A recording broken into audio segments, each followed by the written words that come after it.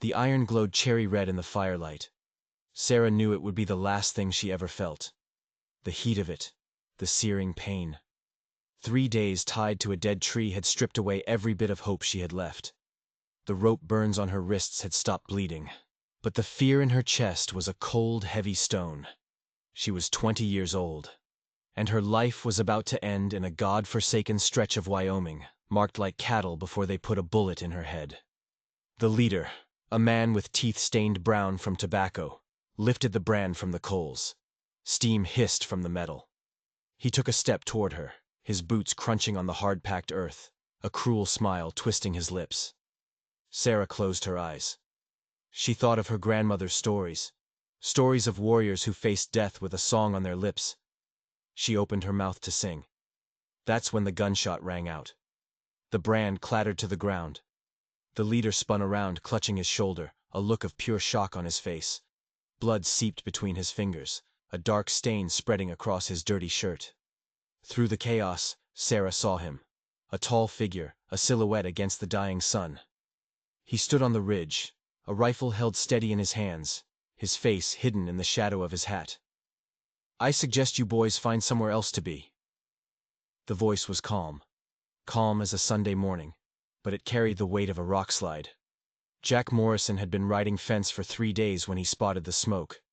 In this territory, smoke usually meant one of two things: trouble or death. Most times it meant both. He'd learned long ago that the line between a good man and a dead one was measured in seconds, the seconds it took to decide whether to ride toward the smoke or away from it. The other men scrambled for their weapons, but Jack had already moved. The second shot kicked a pistol from the hands of a bearded man reaching for his holster. The third sent dust flying inches from the boots of another, freezing him in his tracks. "Next one goes center mass," Jack called out, working the lever on his Winchester. The sound was clean, mechanical, deadly. "Your choice, gentlemen." But these weren't gentlemen. Jack could smell the rot on them from 50 yards away, the sour stench of men who had crossed too many lines to ever find their way back. They were hyenas, the kind who preyed on the helpless because they didn't have the stomach to face anything that could fight back. The wounded leader pressed a hand to his bleeding shoulder, his face pale under the grime. "You got no idea what you're meddling in, stranger.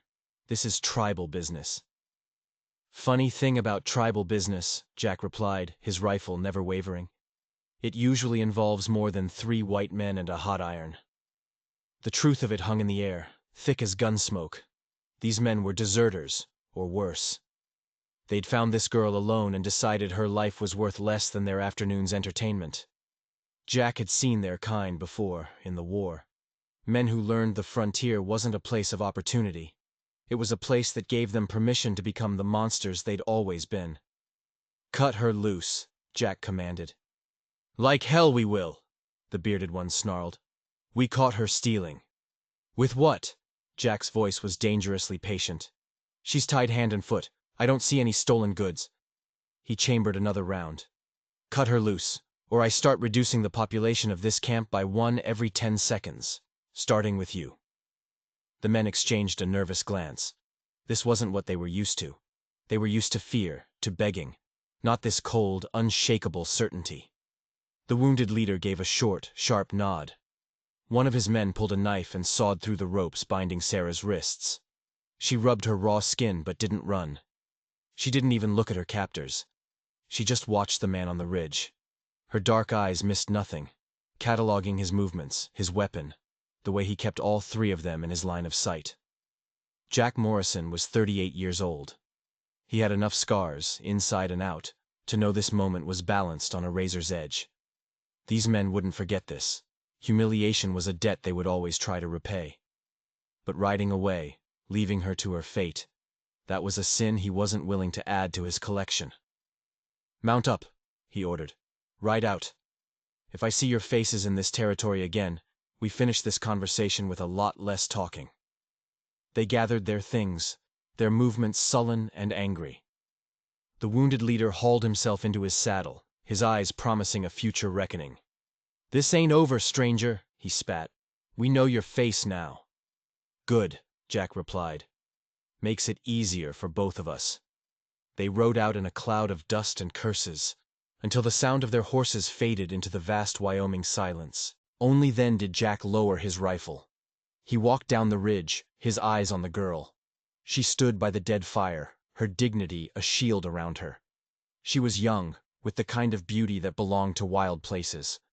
Her deerskin dress was finely made, the beadwork intricate. She had faced death and hadn't flinched. It was something to respect. "You hurt?" Jack asked, keeping his distance. She shook her head, her gaze still measuring him, weighing things only she could understand. "They said you were stealing." A flicker of a smile touched her lips. It was the first sign of life he'd seen in her that wasn't pure survival. "I was hunting. They had no supplies worth stealing." Her English was good. Mission school, probably. "You got somewhere to go?" She gestured toward the mountains that rose like jagged teeth against the sky. "My people have a winter camp, 2 days north." She paused, and something shifted in her face. "But I don't think it's safe to travel alone now." She was right. Men like that didn't just give up. They festered. They planned. "I've got a ranch about 6 hours southwest," he said, the words surprising even himself. He'd lived alone for 15 years. He preferred it that way. His ranch was his sanctuary, a place where the past couldn't reach him. "You're welcome to rest there. Figure out what's next." She considered his offer, her eyes moving from his face, to his rifle, to his horse. He could see her mind working, calculating the odds. Trust versus risk. "You don't know me," she said finally. "I could be a danger to you." "Could be," Jack agreed. "But those men are a danger. To both of us now. Sometimes you just have to pick the devil you know the least." The sun was gone, leaving a bruised purple sky in its wake. Soon it would be dark. And darkness on the frontier belonged to the predators. Sarah made her decision with the same quiet resolve she'd shown all along. She walked toward his horse. "I accept your offer," she said, "but I will not be a burden. I will work." He helped her onto the horse, swinging up behind her. She was light, almost frail. Her hands gripped his belt with a practical firmness, not the panicked clutch of a helpless victim. She was a survivor. As they rode toward his ranch, a single thought kept turning over in Jack's mind. Those men weren't just cruel. They were stupid. But their cruelty had felt organized, purposeful. The branding iron wasn't for entertainment. It was for getting information. They hadn't just wanted to hurt her. They were looking for something. And he had a terrible feeling he'd just ridden himself right into the middle of their search. The ride to the ranch was silent. The only sound was the steady rhythm of the horse's hooves on the dry earth. Jack could feel Sarah's tension behind him, a coiled spring of watchfulness. She wasn't resting. She was scanning the darkness, listening. When the lights of his cabin appeared, a small yellow square in a vast sea of black, he felt her relax just a fraction. He'd built this place with his own 2 hands. 15 years of his life were in those logs, in that stone chimney. It was his fortress against the world, and he had just brought the world to his front door. She slid down from the horse with a quiet grace and stood looking at the house. "You built this yourself," she said. It wasn't a question. "Most of it," he replied, unsaddling the horse. "It is a good place," she said. He could tell she meant it. She understood what it took to carve a life out of this unforgiving land. He settled the horse for the night, the familiar chores a comfort. When he was done, he turned to the house. Sarah was waiting by the door. She had not gone inside without him. The main room was simple. A stone fireplace, a table, 2 chairs, and shelves filled with books. It was clean, orderly. The home of a man who lived alone but hadn't given up. "There's a spare room upstairs," he said, lighting a lantern. "Clean bedding. Door has a lock, if it makes you feel safer."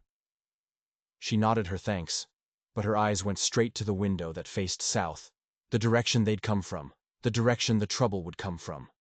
She was checking the sight lines, the escape routes. "They will come," she said quietly. "Maybe," Jack said, "but not tonight. Too dark for tracking." She turned from the window, and in the warm lamplight, he could see the bone-deep exhaustion she'd been hiding. "Why did you help me?" she asked. The question was direct, unflinching. He'd been asking himself the same thing. Because it was the right thing to do, he said finally. Many men know what is right, she replied. Few act on it when it comes with a price. He had no answer for that. He just saw the wisdom in her eyes, the hard-won knowledge of a world that was rarely kind. Get some rest, he said. Tomorrow we figure out the next move. She nodded and moved toward the stairs. At the bottom, she paused. My name is Sarah, she said. Sarah Crowfeather. Jack Morrison. A real smile touched her lips then. It transformed her face, chasing away the shadows. Thank you, Jack Morrison. Then she was gone, her footsteps silent on the stairs. Jack sat by the fire for a long time, the rifle across his lap. He thought about the men. He thought about Sarah. And he thought about the branding iron. It wasn't just a tool for marking cattle. It was a tool of interrogation. They weren't just trying to mark her. They were trying to make her talk. He had a feeling that the real trouble wasn't the 3 men he'd run off. The real trouble was whatever they were looking for. And Sarah knew what it was. That secret was now sitting under his roof. Jack woke before dawn. The house was still, but the scent of coffee was already in the air. Sarah was standing at the kitchen window, watching the sun paint the mountains gold. She had braided her long hair, and the deerskin dress looked clean, mended in a way that hid the tears. She looked different in the morning light. Not like a victim, like a guardian. I have been thinking, she said, not turning from the window. You offered me shelter. I have decided what comes next. She turned then, and her eyes were clear and steady. I want to stay here, with you. The words landed in the quiet kitchen with the force of a gunshot. Jack set his coffee down. In this territory, an unmarried woman staying with an unmarried man meant only one thing, and it invited a whole different kind of trouble. Sarah, he started, but she held up a hand. Let me finish. My people have a winter camp, but those men, they will remember my face. They will remember you. If I go back, I bring the danger to my family. He couldn't argue with that. But it is more than that, she went on, stepping closer. For years, I have lived between 2 worlds. My grandmother taught me the old ways. The mission school taught me your ways. I do not fully belong to either. Her gaze was intense. Yesterday, when you helped me, you did not ask if I was Lakota. You did not ask what the town would think. You just acted. You know what people will say, he said quietly. I know what some people will say, she corrected, a spark of fire in her voice. The opinion of those who would leave a woman to be tortured means nothing to me. This wasn't a plea. It was a proposal. She wasn't asking for charity. She was offering a solution. I can work, she said. I can preserve meat, tan hides, find medicine in the hills. I can cook. I can fight. I am not asking for a bed. I am offering a partnership. Partnership. The word struck him. It had been 15 years since he'd let himself even think of that word. 15 years since a different kind of trouble had taught him the high price of trust. Those men will come back, he said, testing her. Yes, she agreed without hesitation. And when they do, 2 will face them instead of 1. He walked to the window, looking out at the ranch he had bled for. Years of solitary work, of building something that was his alone. Now she was asking to be a part of it. The risk was enormous, but the deeper part of him, the part that had survived the cavalry, the part that had recognized the truth in her eyes by the campfire, knew she was right. If we do this, he said slowly, we do it right. A legal partnership, a written contract, everything clear. A genuine smile lit up her face. I would expect nothing less from a man who builds his fences to last. The deal was struck. Not with a handshake, but with a shared look of understanding. Jack Morrison had saved Sarah Crowfeather from a branding iron. But as the sun climbed higher, he had a feeling she was about to save him from something worse. The slow, grinding death of a man who had forgotten how to be anything other than alone. But their newfound peace was shattered by a chilling revelation. They were not just trying to scare me, Jack, Sarah said that evening, her voice low as they sat on the porch. They were searching me. Jack went still. For what? A pouch. A small leather pouch my grandmother gave me. What was in it? She looked out at the darkening mountains, and for the first time, he saw real fear in her eyes. Seeds, she whispered. But not for planting. Jack waited. He knew there was more. My people have been driven from our lands, she explained, her voice tight with a pain that was centuries old. The soldiers push us onto reservations where the soil is poison and the game is scarce. We are starving. She turned to look at him, her eyes pleading for him to understand. But there are places, hidden deep in the mountains, where the old ways can still live. Secret valleys with clean water and rich soil. Places the white man has not yet found. And the seeds? Jack prompted. They are not seeds. They are stones. Small, flat stones, marked with the way to these hidden places. Each elder carries one. A map, to save a piece of our people if the worst should come. The truth of it hit Jack with the force of a physical blow.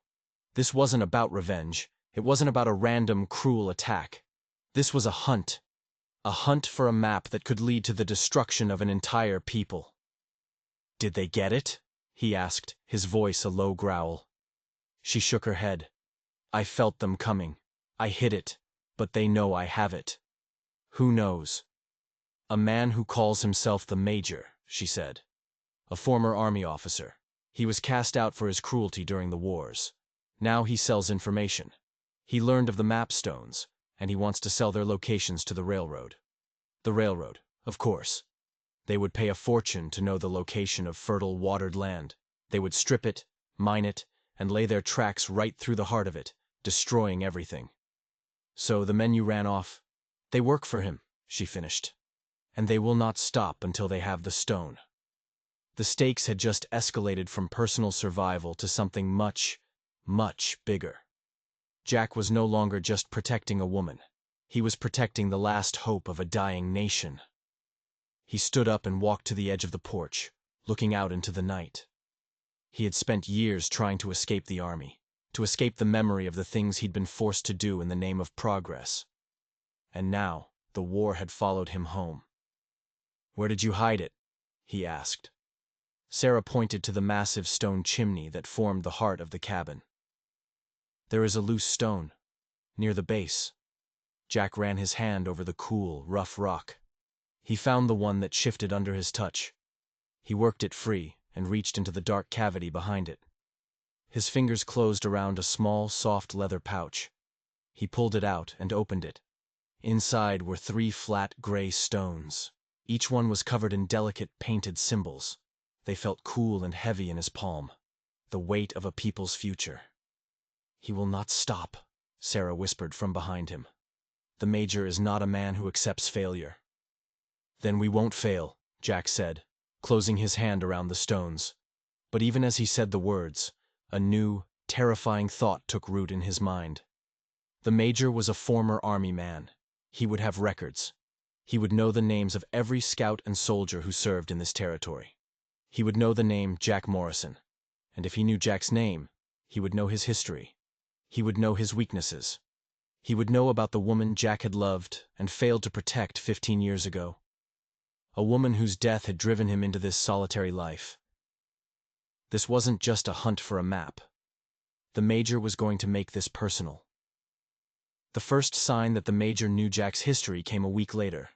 It arrived with Tom Bradley, the store owner, on his weekly supply run. Tom was a good man, but he was also a talker, the unofficial newspaper for the whole territory. He handed Jack a package wrapped in brown paper. "This came for you on the stagecoach," Tom said, his eyes full of a worried curiosity. "From back east." Jack's blood ran cold. He hadn't gotten a letter from back east in 15 years. Not since. He took the package. It was light. He waited until Tom was gone before he opened it. Sarah watched him, sensing his unease. Inside, nestled in a bed of cotton, was a single pressed flower, a wild primrose, Martha's favorite. There was no note. There didn't need to be. It was a message. A threat so personal, so cruel, it was like a knife in the gut. I know who you are. I know what you lost. And I can make you lose it all again." "What is it?" Sarah asked softly. Jack's hand closed around the fragile flower, crushing it to dust. "It's from him," he said, his voice a low, dangerous growl. "He's telling me he knows about my wife." He saw the understanding in Sarah's eyes. She didn't press for details. She just moved to the window, her gaze sweeping the horizon, her posture shifting from partner to warrior. The psychological war had begun. The Major wasn't just going to attack the ranch with guns. He was going to attack Jack's mind first. He was going to try and break him from the inside out. The next few days were a quiet, nerve-shredding hell. Every shadow seemed to hold a threat. Every gust of wind sounded like a footstep. Jack found himself looking at Sarah, at the life they were beginning to build, and seeing a ghost. Seeing Martha. The fear of losing it all again was a poison, clouding his judgment, making him second-guess every decision. He grew short-tempered, distant.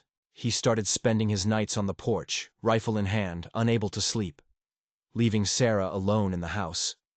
The easy companionship they had built began to fray under the strain. One night, she came out and stood behind him in the darkness. "You are letting him win, Jack," she said, her voice quiet but firm. "What are you talking about?" he snapped, not looking at her. "This is what he wants," she said. "He wants you to remember your pain. He wants you to be so afraid of repeating the past that you cannot see the present. He is using your own heart as a weapon against you." Her words were a slap in the face, a cold, hard dose of truth. She was right. He was letting the ghost of his past destroy his future. He was letting the Major turn his own grief into a cage. He finally turned to look at her. Her face was a pale oval in the moonlight, her eyes full of a wisdom that went far beyond her years. "I can't lose you, Sarah," he whispered, the admission raw and painful. "You will not," she said, her voice full of a certainty that chased away some of the shadows in his soul. "Because this time, you are not fighting alone." She was right. The Major had made a critical mistake. He had assumed Jack's past was a weakness. He didn't understand that with Sarah by his side, it could become his greatest strength. The pain of losing Martha had taught him what was at stake. It had taught him how to fight for what mattered. And nothing mattered more than the woman standing in front of him. "He thinks he knows me," Jack said, a new resolve hardening his voice. "He's about to find out how wrong he is." The very next day, a rider appeared on the horizon. He wasn't trying to hide. He rode a fine horse and carried a white flag. A messenger. He stopped 100 yards from the house. "Message for Jack Morrison," he called out. Jack walked out onto the porch, rifle held loosely at his side. Sarah stood in the doorway behind him, just as he'd asked. The messenger dismounted and walked forward, his hands held high. He was a young man, a hired hand, his face a mixture of arrogance and fear. "The Major sends his compliments," the man said, pulling a letter from his coat. "He offers you a choice." He laid the letter on a fence post and retreated. Jack waited until the man was gone before he picked it up. He opened it. The handwriting was precise, educated, military. "Mr. Morrison," the letter began, "I have what I want. The woman is now a liability, a complication. You, on the other hand, are a man of certain skills. Skills I can use. I have enclosed a map. It leads to a dead drop. Leave the woman there. My men will collect her. In return, I offer you a position in my organization. Generous pay. A chance to use your talents for profit instead of sentiment." It was a test of loyalty, a test of his character. The Major was trying to buy him, to turn him into one of his hired guns. He thought every man had a price. But there was something else. A small, folded piece of paper fell out from the main letter. Jack picked it up. It was a page torn from an old army record, a casualty report. It listed the name of the scout who had been killed in the ambush that had taken Martha's life 15 years ago. A Caddo scout named John Eagle. But Jack knew that wasn't the whole story. What the official report didn't say was that John Eagle had been Jack's partner, his friend. And he had died because Jack had made a mistake, followed a bad piece of intel that had been deliberately planted. and at the bottom of the page, in the same precise handwriting as the letter, was a single, chilling sentence. "I was the intelligence officer who sent you into that canyon." History has a way of repeating itself, doesn't it? The world tilted on its axis. It wasn't a random ambush. It wasn't just bad luck. It was a setup. The man who had been hunting Sarah was the same man who had orchestrated the death of Jack's wife and partner 15 years ago. The Major hadn't just stumbled into Jack's life by accident. He had been there all along. A ghost from the past, come back to finish what he started. The revelation hit Jack with the force of a physical blow. The Major, the man who signed the intelligence report that sent his patrol into a death trap. The man whose lies had cost Martha her life. For 15 years, Jack had carried the weight of that day, blaming himself, blaming his own mistake. Now, he knew the truth. It wasn't a mistake. It was a murder. And the murderer was now trying to take Sarah from him too. "What is it?" Sarah asked, seeing the look on his face. He handed her the letter, the casualty report. She read it, her expression hardening. She looked from the paper to Jack, and in her eyes, he saw not pity, but a shared righteous fury. "This is not a threat, Jack," she said, her voice ringing with cold clarity. "This is a gift. He has told you who he is. He has told you what he has done. He has given you a reason to fight that is bigger than just me, or just this ranch." She was right. The Major, in his arrogance, had overplayed his hand. He thought revealing his role in Jack's past would break him, fill him with fear and despair. Instead, he had given him something he hadn't had in 15 years. A target. "He wants me to leave you at a dead drop," Jack said, his voice dangerously calm. "He thinks he can buy my loyalty." "And what will you do?" she asked, though she already knew the answer. "I'm going to accept his offer," Jack said, a grim smile touching his lips. "I'm going to ride to that dead drop, but I'm not bringing him what he expects." The dead drop was an abandoned line shack in a box canyon, a 2-day ride away, a perfect place for an ambush. The Major would have men watching, waiting to see if Jack came alone, if he brought Sarah. The plan they devised was simple, and that's what made it so risky. It relied on surprise, and on Jack's skills as a scout. He rode out the next morning, leading a second horse behind him. Draped over the second horse's saddle was Sarah's dress and a bundle of blankets, arranged to look like a small, slumped figure from a distance. It was a classic decoy, but one that might just work if the watchers weren't expecting it. Sarah did not stay at the ranch. An hour after Jack left, she slipped out the back, dressed in a pair of Jack's old buckskins, her hair tucked up under a hat. She carried a rifle and a small pack. She moved north, circling wide, using her knowledge of the land to stay hidden. Their paths would cross again in 2 days, at the mouth of the box canyon. They were splitting their forces, a tactic the Major would never anticipate. He expected them to huddle together in fear. He didn't expect them to go on the offensive. Jack rode slowly, deliberately, making his tracks easy to follow. He wanted the Major's men to see him. He wanted them to report back that he was complying, that the rancher had broken, that he was delivering the girl as ordered. On the evening of the second day, he reached the canyon. He made camp a mile from the line shack, building a small, visible fire. He sat by the fire, his head in his hands, playing the part of a defeated man. He knew they were watching. He could feel their eyes on him from the rocks above. Just before dawn, he mounted up and rode toward the shack, the decoy horse trailing behind him. He could feel the tension in the air, the sense of a trap about to be sprung. He dismounted in front of the shack and tied the horses to the hitching post. He pulled the bundled blankets from the second horse and carried it inside, as if he were carrying an unconscious Sarah. The shack was empty, a single table, a broken chair. Dust motes danced in the single beam of light from the grimy window. He laid the bundle on the floor. And then he waited. He didn't have to wait long. The door creaked open. 2 of the Major's men stepped inside, their pistols drawn. They were the same men Jack had run off from the campfire weeks ago. The leader, his shoulder now healed, had a triumphant smirk on his face. "Well, well, Morrison," he sneered. "Looks like you finally came to your senses." He kicked the bundle on the floor. "The Major will be pleased." "The Major isn't here?" Jack asked, feigning surprise. "He's waiting for the package to be delivered," the man said. "He don't take chances. Now, you just stand right there, and we'll—" His words were cut off by the sharp crack of a rifle shot from outside. The second man grunted, a red flower blooming on his chest, and crumpled to the floor. The leader spun around, his eyes wide with shock. He saw Sarah standing in the doorway, her rifle leveled. In that split second of distraction, Jack moved. He wasn't the broken man he had pretended to be. He was a coiled spring of violence.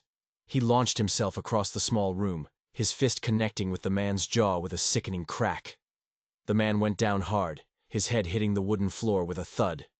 It was over. Jack stood over the unconscious man, his chest heaving. Sarah stepped inside, her face calm, professional. "Where is he?" she asked. "Where is the Major?" The man on the floor groaned, stirring. Jack hauled him up and slammed him against the wall. "Your boss," Jack snarled. "Where is he meeting you?" The man's eyes were full of fear. I don't know. He just said to bring the girl to him. He's at the rendezvous." "Where is the rendezvous?"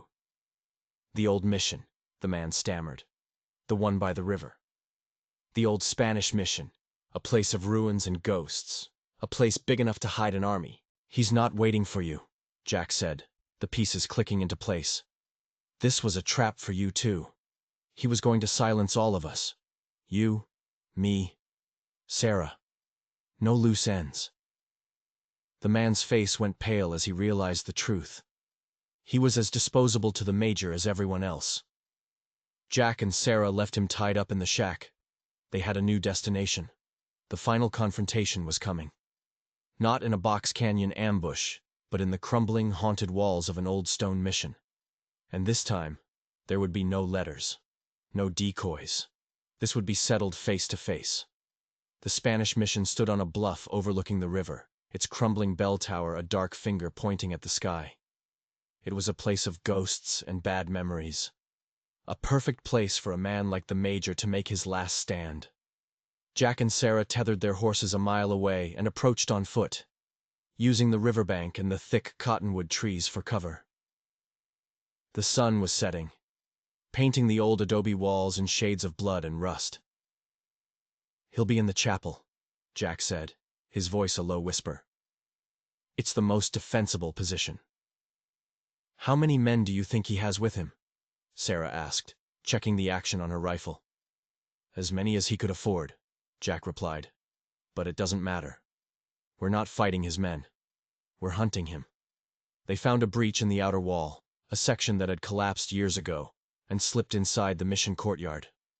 The place was eerily silent. The only sound was the wind whistling through the empty arches. They moved like ghosts, from shadow to shadow, their senses on high alert. Jack led the way, his years as a scout guiding their path. He knew how to read the dust, how to spot a tripwire, how to sense a man waiting in ambush. They reached the heavy wooden doors of the chapel. They were slightly ajar. Jack put a finger to his lips, then pointed. Sarah nodded. She would go left. He would go right. He pushed the door open with the barrel of his rifle. It swung inward with a low, mournful groan. The chapel was a cavern of deepening shadows. The roof was gone in places, and columns of fading light cut through the gloom. At the far end, by the remains of a stone altar, a single lantern burned. And standing beside it was the Major. He wasn't alone. 4 men stood with him, professional guards, their rifles held at the ready. "I was beginning to wonder if you'd lost my invitation, Morrison," the Major said, his voice echoing in the vast space. He was a tall man, impeccably dressed, his face a mask of calm, aristocratic arrogance. "I must admit, you're more resourceful than I gave you credit for." "It's over, Major," Jack said, stepping into the open. Sarah emerged from the shadows on the other side, her rifle also leveled. They had him flanked. The Major smiled, a thin, bloodless expression. "Over? My dear man, it has barely begun." He gestured to the altar behind him. "You came all this way for justice, for revenge. But you never stop to ask the most important question. What's that? Jack asked, his eyes never leaving the man who had haunted his life for 15 years. Why? The major said. Why did I set up your patrol all those years ago? Why am I so interested in this particular piece of land? He reached down and pulled a canvas sheet off the altar. Underneath, it wasn't gold or silver. It was rock. A chunk of quartz, shot through with thick, unmistakable veins of pure, gleaming gold. This entire valley sits on one of the richest gold strikes in the territory, the major said, his eyes glittering with a feverish light. The mission was built here for a reason, and your wife, she and her Caddo friends stumbled upon it. They had to be silenced, just as this woman's people have to be removed. The final piece of the puzzle slammed into place. This was never just about water or the railroad. It was about a gold rush, a strike so massive it would bring thousands of men, destroy the valley, and make the major the most powerful man in the territory. You're a monster, Sarah whispered, her voice filled with a cold fury. I'm a businessman, the major corrected, and you are standing in the way of progress. He gave a slight, almost imperceptible nod. From the shadows of the choir loft above, 2 more rifles appeared. They had walked into a trap. It appears we have a stalemate, the major said, his smile widening. Drop your weapons, or my men will put a bullet in each of you. Jack's mind raced. 7 men to 2. Impossible odds. But as he looked at Sarah, he saw the same unyielding fire in her eyes that he'd seen by the campfire. They had not come this far to surrender. No, Jack said, his voice ringing through the chapel. The major's eyes narrowed. A foolish choice. You made the foolish choice, Major, Sarah said, her voice clear and strong, when you chose to build your fortune on the graves of others. As she spoke, she raised her rifle, not at the major, but at the massive crumbling bell hanging by a threadbare rope in the tower above him. Jack understood in an instant. He fired at the same time, not at a man, but at the frayed rope just above the bell. Their bullets struck true. The ancient rope snapped. For a heart-stopping second, the massive bronze bell hung in the air. Then it fell. It crashed down onto the stone altar with a deafening, earth-shattering clang, sending shards of rock and a cloud of century-old dust exploding through the chapel. The major and his men were thrown to the ground by the force of the impact. In the ringing chaos, Jack and Sarah opened fire. They weren't aiming to kill. They were aiming to win. They shot weapons from hands, kicked dust into eyes, used the confusion as their weapon. The professional gunmen, caught completely by surprise, their ears ringing, their eyes full of dust, were no match for 2 people fighting for their lives, for their future. When the dust settled, the major was on the ground, a piece of shrapnel from the altar in his leg, his fine coat stained with his own blood. His men were disarmed, their fight gone. Just then, the chapel doors burst open. Captain William Hayes and a dozen cavalry troopers stormed in, their weapons ready. Got your message, Jack, Hayes said, taking in the scene. Looks like you had things under control. Jack looked at Sarah, who was standing beside him, her rifle still warm. We sent a rider to Fort Collins before we came here, she explained to the major, who was staring at the soldiers in disbelief. We knew you wouldn't fight fair. The major's empire of greed and murder had come to an end, buried under the weight of a mission bell and the courage of 2 people who refused to be broken. The law came down on the major and his men like a hammer.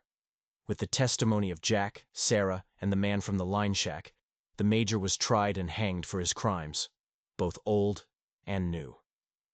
The truth about the gold strike was made public, but under federal supervision, ensuring the land was developed responsibly, with respect for the tribes who had called it home for centuries. The map stones, their purpose served, were returned to Sarah's grandmother, their secrets safe once more. Jack and Sarah returned to the ranch, but it wasn't the same place they had left. The shadows of the past had been banished, replaced by the bright, clear light of a shared future. One evening, months later, they sat on the porch. Sarah was holding a small, intricately carved wooden cradle. Jack had made it with his own hands. The winter will be long, Sarah said softly, a gentle smile on her face. Yes, Jack agreed, putting his arm around her. We'll have time to prepare. Time to build. He had saved her from a branding iron, an act of simple mercy in a merciless land.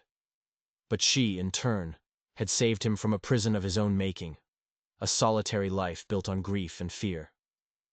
Together, they had faced down ghosts and gunmen, and had built something stronger than any fortress.